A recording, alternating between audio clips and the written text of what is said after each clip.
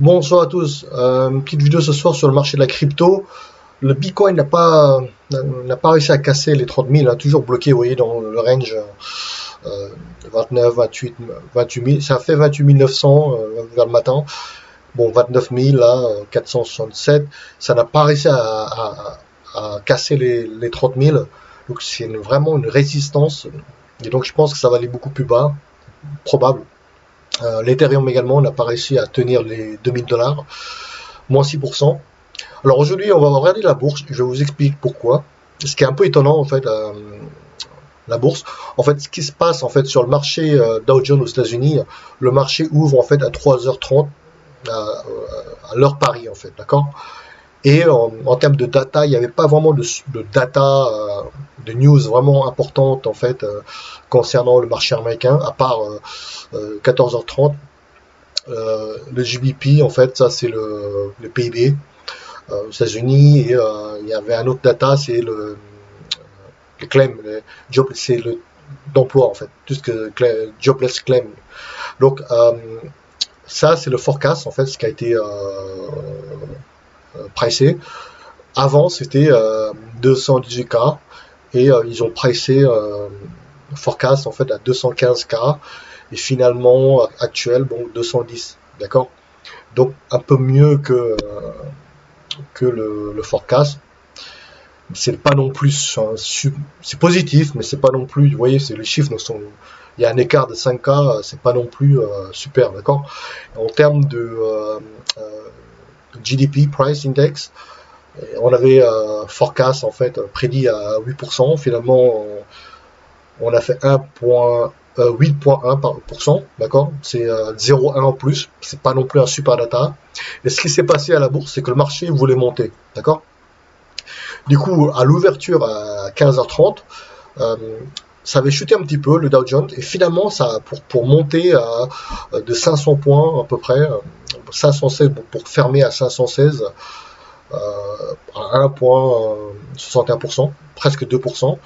Ça avait tapé 30, le point le plus haut, c'était 32 772, le Dow Jones, d'accord. Et il n'y avait pas vraiment trop de volume. Il y avait quelques volumes de temps en temps. Après, c'était vraiment algorithmique, robot en fait. Le marché, quoi qu'on puisse dire, le marché est complètement robotique en fait. C'est des algorithmes robots qui gèrent ça. C'est tellement grillé. Lorsque vous surveillez le graphique toute la journée, vous voyez que c'est des algorithmes en fait qui gèrent la- les ventes et les achats. Et là, aujourd'hui, le marché ne voulait pas chuter, d'accord. Et petit à petit, elle est montée, petit à petit. Ça poussait, pour finalement taper 32, 39, 774 points Dow Jones. Donc celui qui avait osé acheter, on appelle ça long à la bourse, forcément jackpot, hein, 500 points de montée. Également le Nasdaq a fait 3% aujourd'hui. Bon, c'est un peu baissé. Pareil, c'était assez calme. Il n'y avait pas trop de volume. Et donc, le Nasdaq avait chuté. À l'ouverture, petit à petit, ça a suivi le Dow Jones. Regardez, petit à petit, et c'est monté finalement à presque. Ça n'a pas tenu. En fait, ça avait tapé 12 000, 12 000 et quelques. Et ça n'a pas tenu, en fait, les 12 000 pour finalement chuter à 11 740. D'accord. Donc, ça fait 3% en fait. 305 points de hausse. Et si on regarde en fait la manière comment fonctionne la bourse, on se rend compte que c'est complètement algorithmique, complètement, c'est des robots en fait, hein, qui gèrent en fait les achats et les ventes. Et donc aujourd'hui le marché ne voulait pas baisser, les vendeurs avaient complètement disparu en fait, et donc on n'avait que des robots acheteurs. Vous voyez, qui achetaient chaque fois, et finalement pour pousser le marché à la hausse. Mais est-ce que c'est un rallye? D'accord. La question que ça se pose, est-ce que c'est un rallye? Franchement. Moi, honnêtement, pour moi, c'est pas un rallye. Le marché voulait monter aujourd'hui. Il n'y avait pas trop de data. Et forcément, tout ce qui est Nasdaq, les entreprises qui sont cotées au Nasdaq, bah, ils ont fait 5%, 6%. Twitter a fait 6% aujourd'hui, parce que Elon Musk en fait veut acheter Twitter, en fait, a relancé un peu le débat sur Twitter. Forcément, bah, ça a fait pomper les tirs de Twitter. Twitter de 6% aujourd'hui à 39 $. Mais vous voyez, donc en fait la bourse, en fait, elle est, c'est complètement devenu, je sais pas, c'est robotique en fait, d'accord. Lorsque vous surveillez le graphique toute la journée, vous voyez que c'est complètement, on dirait manipulé en fait. C'est des robots algorithmes qui gèrent les achats et ça pousse à la hausse, ça pousse à la hausse, alors qu'il n'y a pas trop de nouvelles, il n'y a pas de news en fait, hein. À part deux datas du PIB et également du claim, du jobless claim. Sinon, il n'y a pas grand-chose en fait, hein. Après, il y a quelques earnings, en fait, ils appellent ça les résultats en fait ici de quelques entreprises américaines. C'est pas non plus les grosses boîtes, c'est pas non plus, vous voyez, c'est pas les plus connus comme Apple, etc. Vous voyez, il n'y avait pas vraiment de news en fait. Je vous l'explique. En plus, aujourd'hui c'était férié en Europe, en France. Et bon, bah, le DAX également est monté, le CAC 40 a suivi en fait le Dow Jones. Comme les marchés sont corrélés quand ils veulent que ce soit corrélé, d'accord. Des fois c'est pas corrélé, c'est décorrélé, etc. Et ce qui est étonnant, c'est qu'en fait le Dow Jones, le Nasdaq en fait est monté de 305 points. Par contre le Bitcoin a chuté. Le Bitcoin n'a pas trop bougé. Le Bitcoin a fait, vous voyez, il n'a pas tapé les 30 000, les 31 000, alors que le Dow Jones et le Nasdaq a fait 305 points de hausse, alors que le BTC devrait suivre, et ça n'a pas suivi. Par contre, quand ça chute, quand le Nasdaq chute, le BTC chute aussi. Vous voyez, des fois c'est pas corrélé, des fois c'est corrélé. C'est corrélé quand ils veulent que ça soit corrélé, c'est tout. D'accord. C'est très algorithmique, très robotique. La bourse. C'est pourquoi ça baisse quand le Nasdaq, parce que maintenant les crypto-monnaies fonctionnent comme de la bourse, hein, d'accord. C'est algorithmique, c'est des robots qui gèrent les exchanges, tout est automatisé. Beaucoup d'entreprises ont investi dans la blockchain, dans les startups, le crypto, etc. Quand le Nasdaq chute, et ça entraîne les crypto-monnaies. Aujourd'hui, ce qui est étonnant, c'est quand le Nasdaq est monté de 3%, les cryptos sont restés dans le rouge. Vous voyez, c'est décorrélé aujourd'hui. Complètement illogique. On peut pas vraiment prédire en fait le sens. Il y a des jours. Aujourd'hui, les gens qui ont osé long acheter en fait tout ce qui est Dow Jones, Nasdaq, forcément jackpot. D'accord. Ils se sont fait beaucoup d'argent parce que le marché est monté à 3% au Nasdaq. Dow Jones a fait presque 600 points. C'est vraiment, il fallait oser en fait long et laisser monter. Donc il y a des gens qui se sont gavés aujourd'hui, d'accord, qui ont osé acheter ici et après laisser leur position acheteur monter et revendre ici. Donc une journée, c'est du déjà vu ça en fait, hein, une sorte de manipulation robotique. Donc rien d'extraordinaire. Hein. Après, est-ce que la hausse va tenir demain? Ça, je n'en sais rien. Vous voyez, ça commence déjà à dévisser le soir. Demain, peut-être que ça va un peu remonter après, peut-être chuter, je sais pas. Je n'en sais rien, mais vous voyez, c'est pas facile comment dire, de calibrer le bottom et puis également le point le plus haut. C'est vraiment pas simple. Le marché est tellement un peu, je dirais, manipulé par les robots. Forcément, pour les gens qui shortent chaque fois, aujourd'hui ils se sont fait rincer lorsqu'ils ont tenté de shorter plusieurs fois le Dow Jones et le Nasdaq parce que le marché ne voulait pas chuter, d'accord. Ce type de marché, en fait, ce type d'événement, on a déjà vu en fait, d'accord. Si vous faites du trading depuis 10 ans, 20 ans ou 5 ans, vous voyez que ce genre de type de marché, c'est pas une surprise, hein, d'accord. Il y a des jours où le DAX fait 800 points avec vraiment pas trop de news. C'est un short squeeze. Les gens qui ont shorté, ils se sont fait stopper. Leur stop loss a sauté parce que voilà, le marché voulait vraiment pas chuter. Alors, je voulais montrer autre chose sur le DAX. Sur le DAX, il n'y a vraiment pas de volume. Il y avait un peu de volume en fait ici, vers 16h30, 5h30 à Paris. Et après, vous voyez, regardez, il n'y a pas de volume, mais il n'y a vraiment pas de volume. Quand je dis il n'y a vraiment pas de volume, il n'y a pas de volume. Mais malgré tout, le marché est monté. Vous voyez, le marché est monté. Les algos, en fait, les algorithmes robots, ils ont acheté petit à petit. Ça a poussé vers la hausse. En fait, ça a suivi en fait Nasdaq, Dow Jones. Alors que en Europe, c'est jour férié. Hein. En France, c'est jeudi. L'ascension, c'est férié. Donc forcément, mais malgré tout, le CAC 40 est monté, DAX est monté. Donc le marché ne voulait vraiment pas baisser. Et là, regardez, le volume, franchement, il n'y avait rien du tout. C'est ça que... Donc on parle souvent de manipulation dans le marché de la crypto, blablabla. Mais regardez la bourse. Vous croyez qu'il n'y a pas de manipulation à la bourse? Forcément, il y a de la manipulation par des algorithmes robots. Les gens les fonds qui possèdent, comment dire, beaucoup d'actions, etc., ils peuvent manipuler le marché ainsi, d'accord? Faire monter la bourse alors qu'il n'y a même pas de nouvelles, il n'y a même pas de news, d'accord? C'est vraiment pas illogique, ça s'appelle la pure manipulation, ça. De faire pomper à la hausse la bourse, basée sur rien. Est-ce que la hausse va tenir? J'en doute que ça tienne, d'accord? Ce n'est pas, pour moi, c'est pas un rallye fiable qui va tenir long terme. Le marché voulait monter aujourd'hui, voilà, donc le DAX a pris presque 200 points de hausse. Non, plus de 200 points de hausse quand même. Ça a tapé 14 200, ouais. On était vers les 14 000.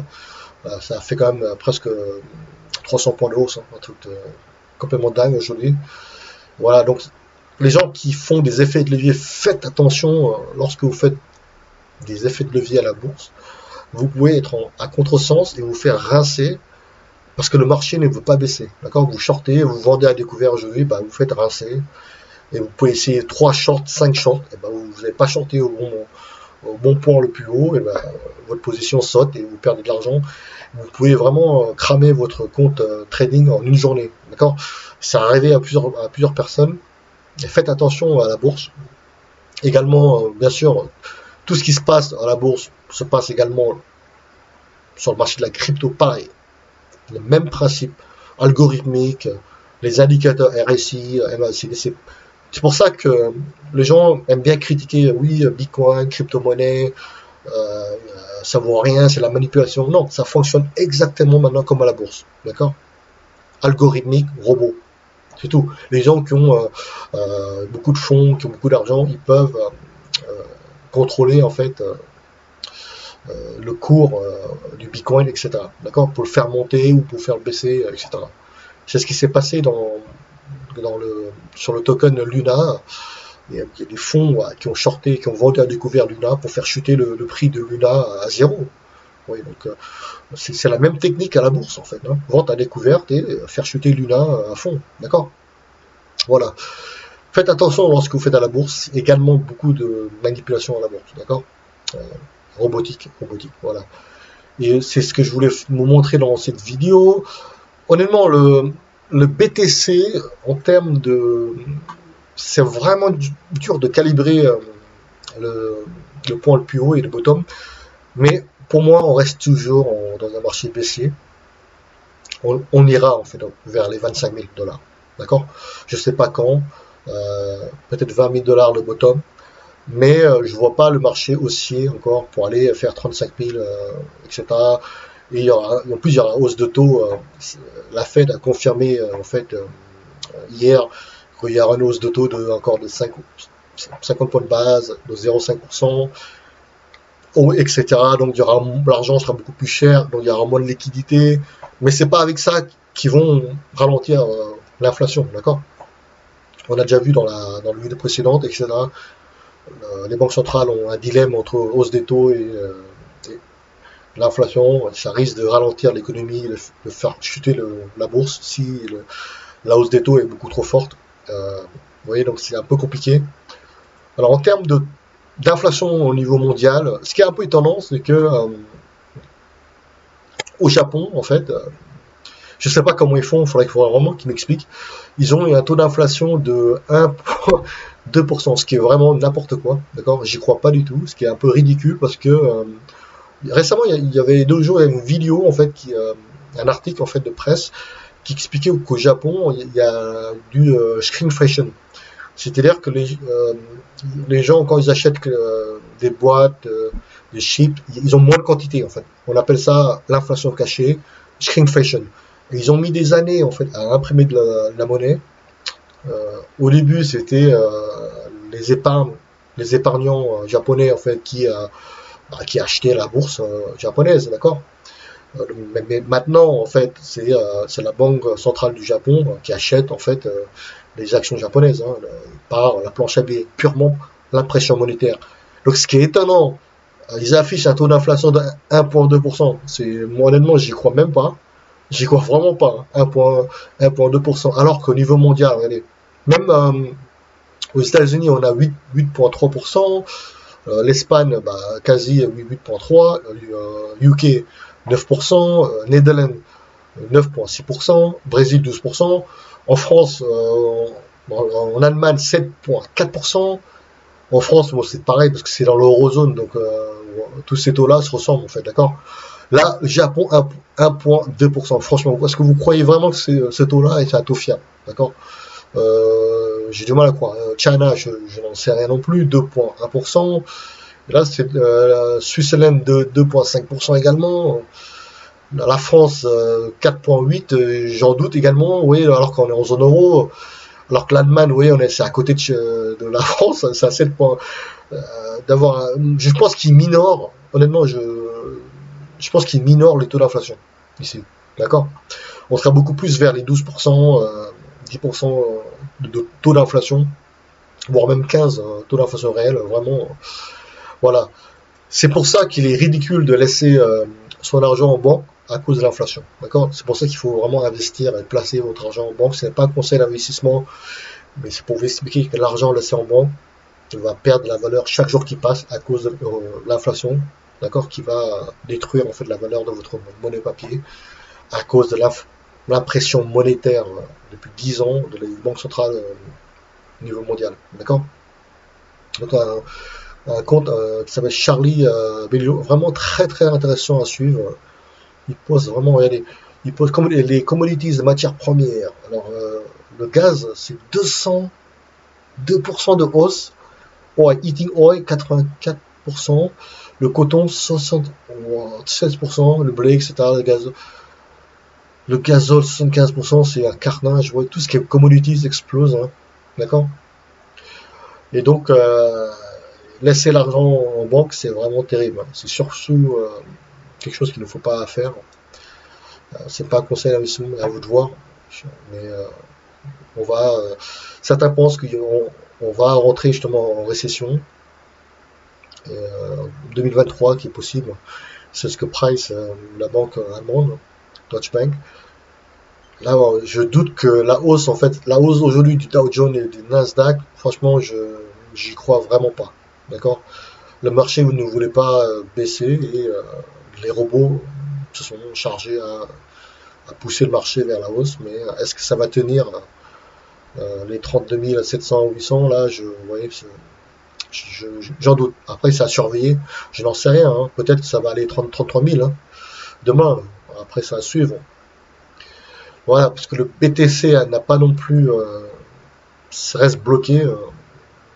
Incroyable. N'a pas vraiment bougé par rapport à la bourse.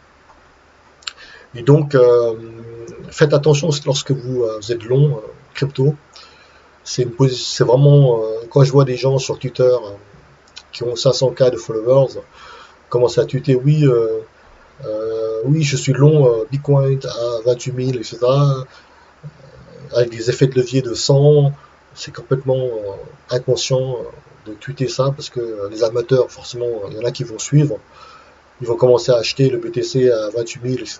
et ça peut chuter de 1000 points en une nuit, d'accord, et vous perdez quasi la totalité de votre argent en mettant des effets de levier supérieurs beaucoup trop, et voilà, donc c'est ce qui est terrible.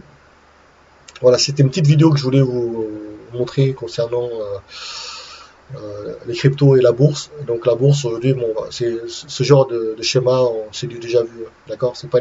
C'est pas la première fois que le marché tente de pousser à la hausse. Donc le marché ne voulait vraiment pas baisser. Il n'y avait pas vraiment de data super intéressante, etc. De news. Les données, il n'y avait que deux données en fait ici. Le calendar là. Donc vous voyez, deux data vraiment, il y a 3 étoiles, c'était le jobless claim, 2 étoiles, c'était le PIB, etc. Vous voyez, c'est rien d'extraordinaire. Et le marché a quand même monté de 500 points, presque 600 points au Dow Jones, 300 points au Nasdaq. complètement ridicule, d'accord? Ça, c'est du manipulation robotique, algorithmique, voilà.